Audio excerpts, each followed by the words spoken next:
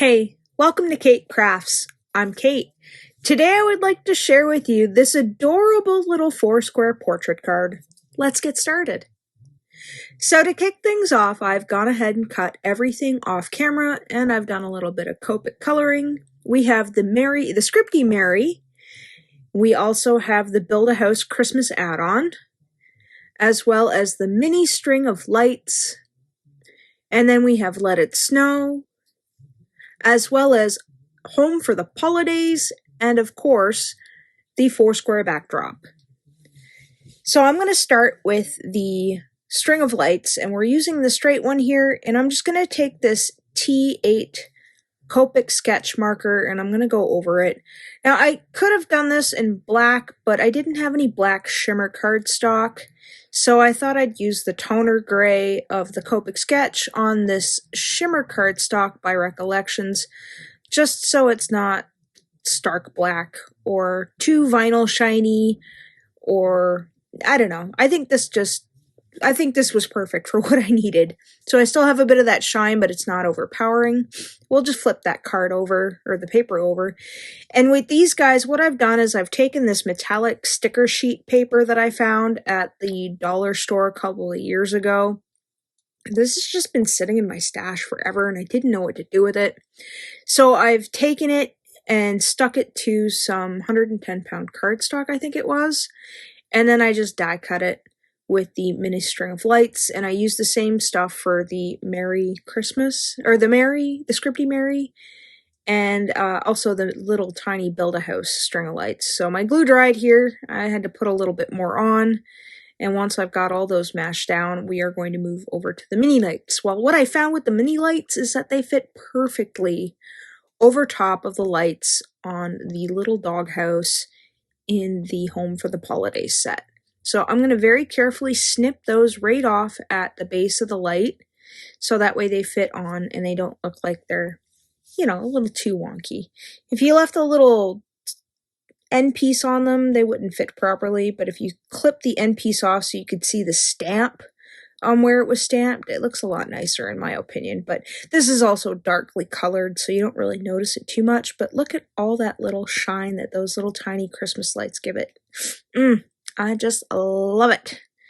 So once I've mashed that all down, we are going to take the Season's Greetings from the Let It Snow set, and we are just going to stamp out that greetings bit. I don't need the seasons, so I'm going to take some of my yellow sticky tape here, the low-tack tape, and I'm just going to mask off that little area there, so that way I don't use the VersaMark watermark ink for the stamp, because we're going to use some white, what do you call it? The Wow embossing powder. So I wasn't exactly sure how to deal with this embossing tool. I went to go grab my old embossing tool here, and it was like, oh yeah, I got a new one. So I'm kind of perplexed. It's like, okay, what do I gotta do? Oh, I gotta take off that lid and dump in the powder, and then I put the lid back on. And then I don't realize that you have to click it to get it to go. So I'm sitting there like, how do I get the powder out?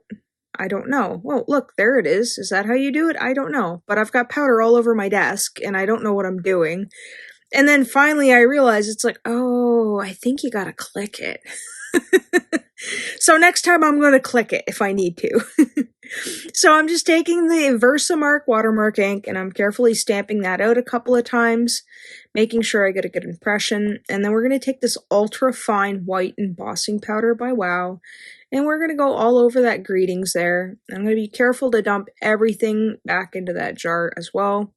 But I'm going to take my little dry brush here. It's just a little paintbrush. I'm going to go around. I'm not sure if that's embossing powder or if that is the anti-static powder. I'm not sure, but the brush comes in handy. So we're going to quickly heat set that with my heat gun. Look at how that melts. I love how that looks on that red cardstock, and I believe that is the Fawn favorite plaid. I don't know. It's the new book that they have out. So I've gone ahead and cut it out a second time out of 110-pound cardstock, so that way I have a little bit extra dimension, and I want to make sure that this is nice and stuck because this is going in the market pile. So I'm going to go around the edges with glue. I've got some tape down there at the bottom just to make sure that I get a good stick. And of course, I got to double stick it by adding more glue here.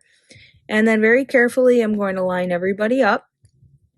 And I'm going to give everybody a good mash down. Make sure everybody's all lined up there. All my corners are nice and set.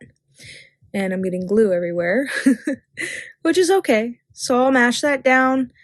And then next up, we are going to inspect our handiwork. And then I have this scrap of lawn fawn paper, the snowflake paper, the polar. I forget what the actual paper pad is called, but this one's called Polar.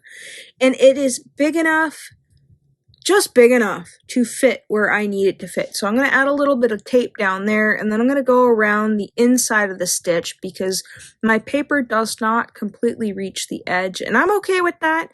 It covers the little 4 squares that I need it to cover. Sorry, it's late, and I've had a long day.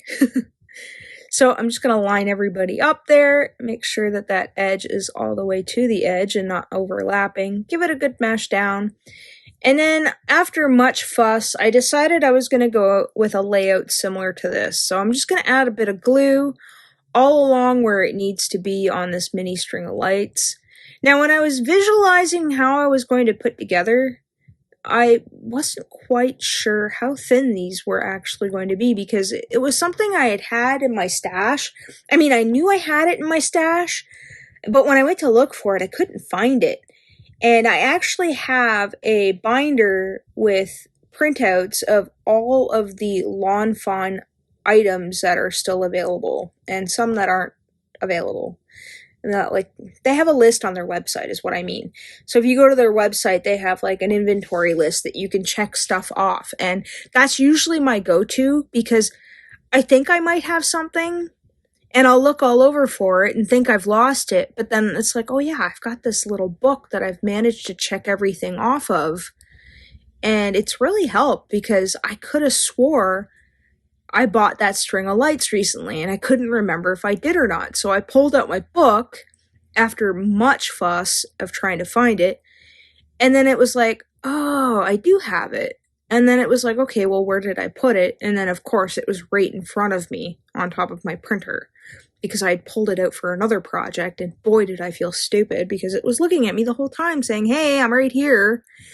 So if you haven't gone to the Lawn Fawn website and gone to their printouts and printed out their list of inventory that they have, like all the stamps and stuff like that. I don't think I have the latest printout for the new ones from the last release, but I think I have them written down.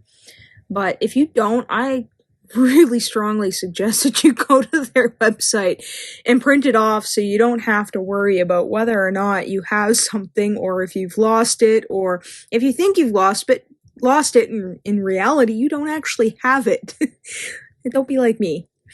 Make sure you write it down, which I did, but I couldn't find it anyway. And that's usually the case. My craft room is an absolute mess.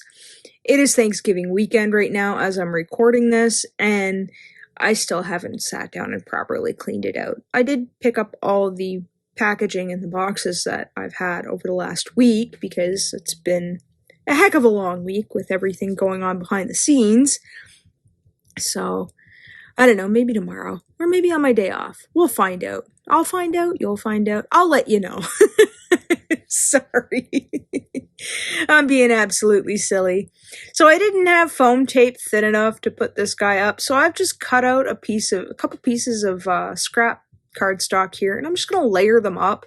I probably didn't need to add that third piece, but it is what it is. So I'm going to add a little bit more tape, and I'm going to stick that to the head of the pup, and then I'll add a little bit of glue, and then that way he'll be able to be propped up just a bit. I mean, I could have done this with my other ones too, just to kind of have them even with the frame, but this was kind of a last minute thing, and you know what, it's not a big deal. I'm not too upset about it. I think it turned out all right.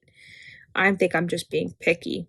So there's that Merry I was telling you about. It's the same thing with the string of lights. I just used that same sticker paper it's the not holograph, the metallic sticker paper, and just stuck it on some 110 cardstock and cut it out with the Merry. I actually cut out a few of them for later, just so I have them, because I tend to lose things quite easily if you haven't noticed. So that last little guy there, I thought maybe I would put that guy, because that one was supposed to go with the doghouse, and I have the Merry in front of the doghouse, and then I thought I could put it where the dog was, and then I decided against it, and I don't know. I'm going to cut these guys off because we're going to put them on a card base. Now, I fussed with this. I was going to put it on a 5x7 card, but I didn't quite like how it looked.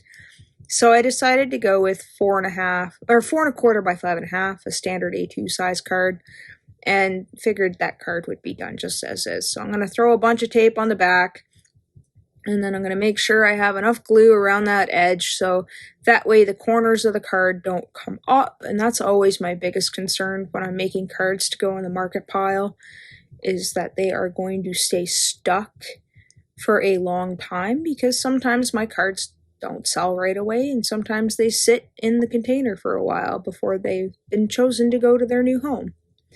So once that is all stuck together, I'm going to go in with this metallic Sakura pen. I don't know the name of it, but they do, I got it at a pack at Michael's. I think there was like 8 of them or something, or 10. I can't remember how many, but there's like the metallics and the Stardusts, and then the white gel pens, and then I think they have a couple of other colored gel pens as well.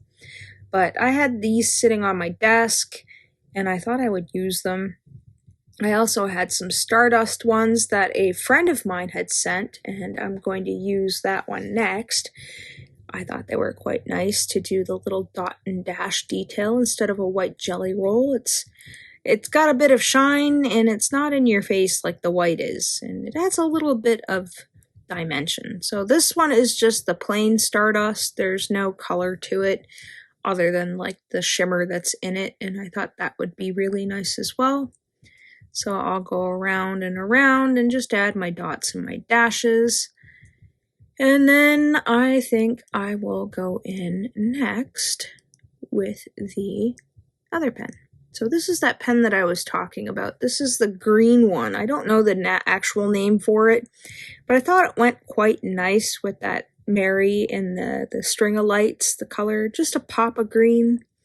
And then I'll go back in with that Stardust pen that is just that clear sparkle, and add a little bit of dots and a little bit of dashes. I mean, this isn't necessary, but I wasn't adding any extra embellishments to this, so I thought a bit of gel pen or glitter metallic, whatever you want to call it, pen would be a neat little added interest, I guess, if you will.